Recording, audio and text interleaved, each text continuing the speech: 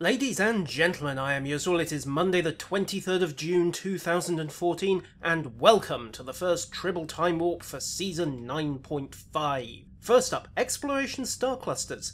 They are gone.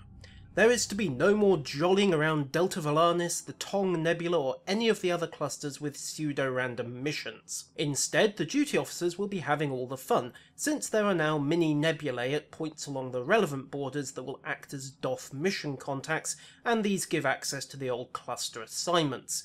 If you were chasing the accolades and titles for exploring the star clusters, well, you'd better get a move on, because right now it looks like you're on a clock. The headline feature for 9.5, however, is the reworked crafting system. Yes, STO has a crafting system pretty much since launch if you're Federation. It's just that it's been largely ignored, not least since you had to go to particular locations, notably Memory Alpha for the Feds, to actually build anything, and there was better gear available for less trouble elsewhere. Cryptic are hoping... Actually, I'm not sure what Cryptic are hoping for with this, because currently the crafting system is an absolute mess.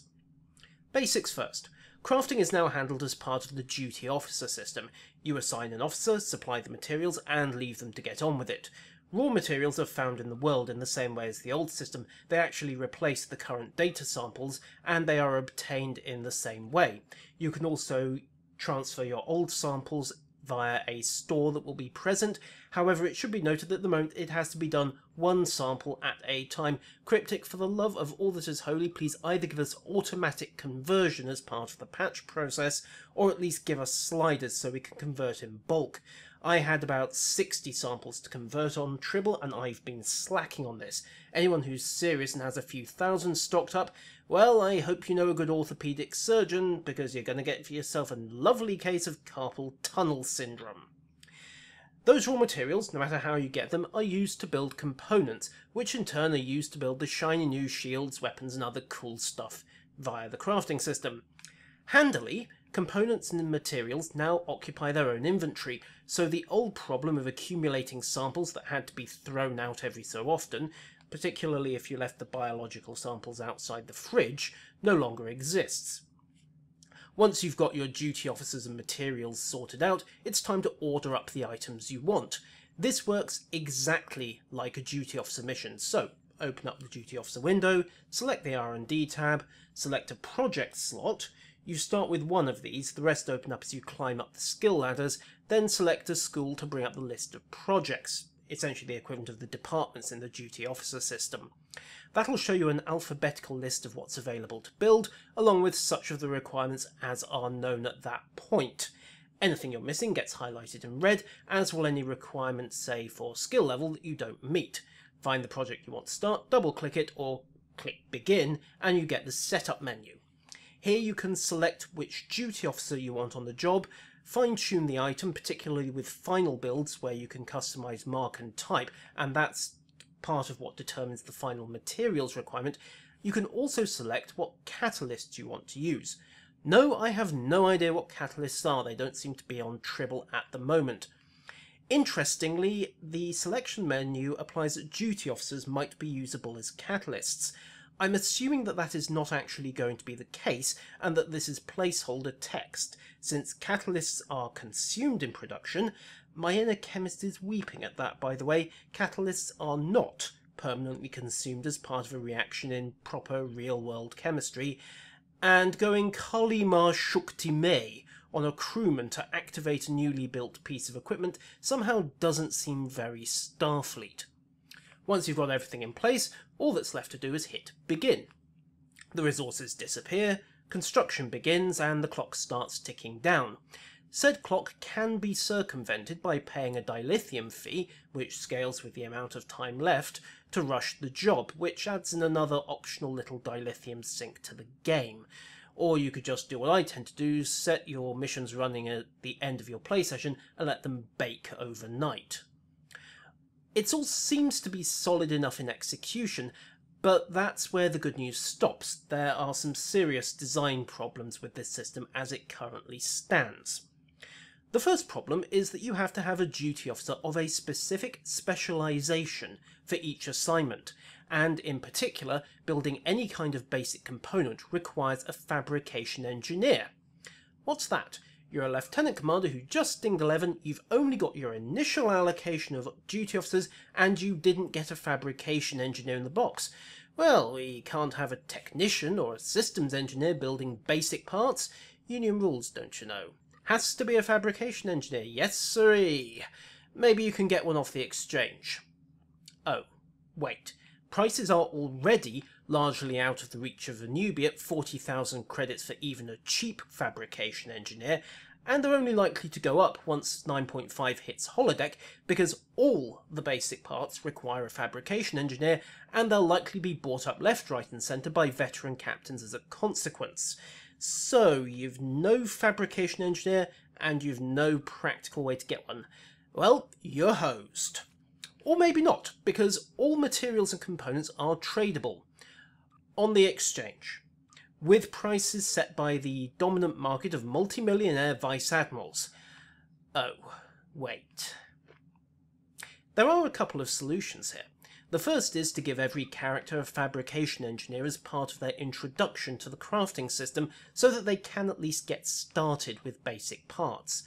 The other is to broaden the requirements for the bottom tier of components from fabrication engineer to simply any engineering duty officer, regardless of specialisation.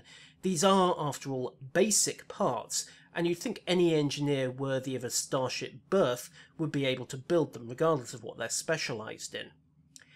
Then there's the question of skill levels, and yes, there's a grind involved with this crafting system.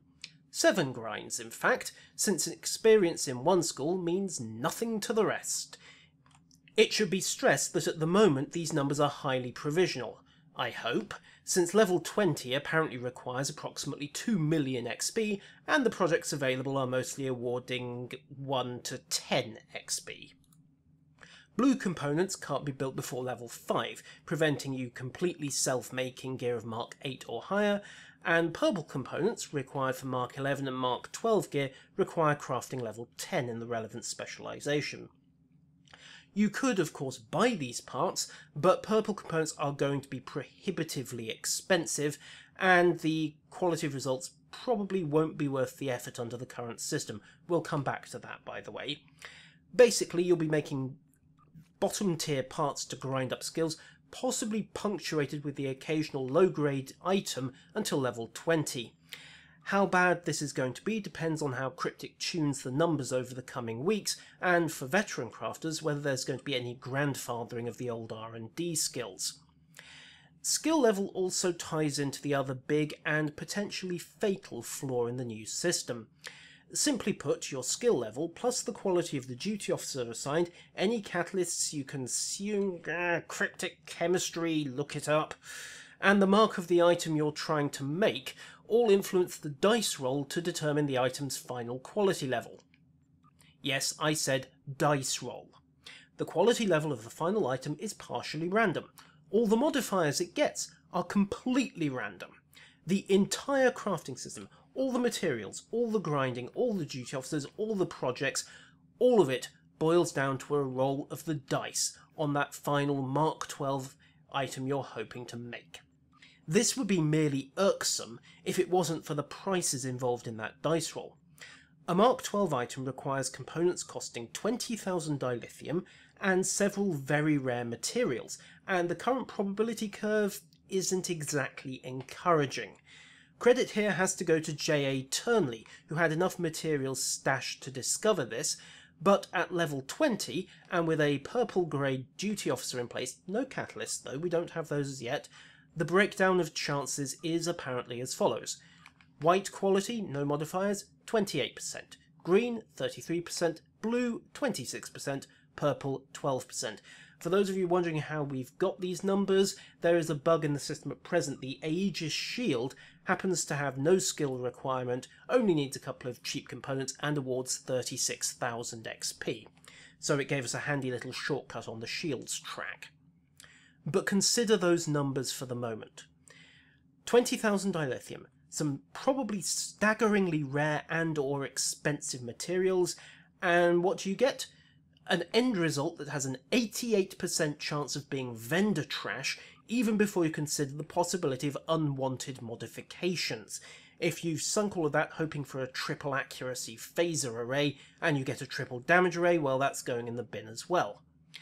Consider the alternatives. Mark 12 reputation space weapons, solid 2 accuracy mods and the special biomolecular or refracting tetrion mod, 20 to 25,000 dilithium a time. Personal weapons, fleet and reputation equipment, late game mission gear. The gear goes on and on and on. It's all consistently available and it's all for similar or cheaper prices. It becomes very obvious that right now the answer to why should I bother with crafting is you shouldn't. So, how to fix this? Crafting needs to have something that sets it apart from the alternatives, and it can't be random because nobody economically rational is going to take the gamble as it's presently standing, not when I can get fleet gear reliably for similar prices. The best idea I can think of for this is custom built equipment, rather than the kit module system that we've had with Season 9, because trying to implement that on a starship for 8 weapons, a shield, impulse drive, warp core and deflector would result in a horribly messy UI. We adapt the crafting system we have here. We'll need a new type of component to start with. Call it an unfinished item. Build that from raw materials, not parts, just go straight from the minerals, gases, particles, etc. and use that to determine mineral cost, mark, quality, all the basic properties of the item. And the quality level essentially determines the number of slots you have for bonuses. So a white item gets none, a green gets 1, a blue gets 2, purple gets 3. If you want to go up to fleet gear, for want of a better term, you have 4 slots for modifiers. Then you use the existing components to represent various bonuses, so a targeting matrix adds accuracy, focusing lenses, critical chance, so on and so forth. The modules get crafted as separate projects, and you have a project at the end where you put it all together. The components for the bonuses go into the unfinished item slots, you shove the whole thing with the duty officer and bake it for an hour to produce the finished item. This is all very back of envelope, and computationally it could be a nightmare of a grind to program. Oh, the irony in Cryptic having to grind something. Every possible combination is going to have to be put into the inventory database, and that represents a lot of items. Let's take beam arrays for a second. There are 7 possible marks in the system, 2, 4, 6, 8, 10, 11 and 12. 6 damage types, phaser, disruptor, tetrion, polaron, plasma and anti-proton. 5 mods, accuracy, crit chance, crit severity, damage and a null mod to account for lower quality levels, and 4 modifier slots if we're going to allow pseudo fleet grade items. Multiply all that up, 7 marks times 6 damage types times 5 mods in each of 4 slots, that is 26,250 possible beam arrays, although a lot of those items are effectively duplicates, especially at the higher quality levels, so some careful computational work will get that number down. The same again goes for dual beams, turrets, single cannon, dual heavy cannon. Hopefully there's a way to get the database to auto-generate all of those items, because manually programming 157,500 energy weapons, plus their associated crafting assignments, is going to be impractical. On the bright side, if we go with custom weapons, it might offer enough of an attraction to make people invest time and resources into it. Comments are, of course, welcome, and we'll see what Cryptic do over the coming weeks. If anything. I have been Yusril, that has been a brief first look at Season 9.5 on the Tribble Timewarp, and until next time, farewell.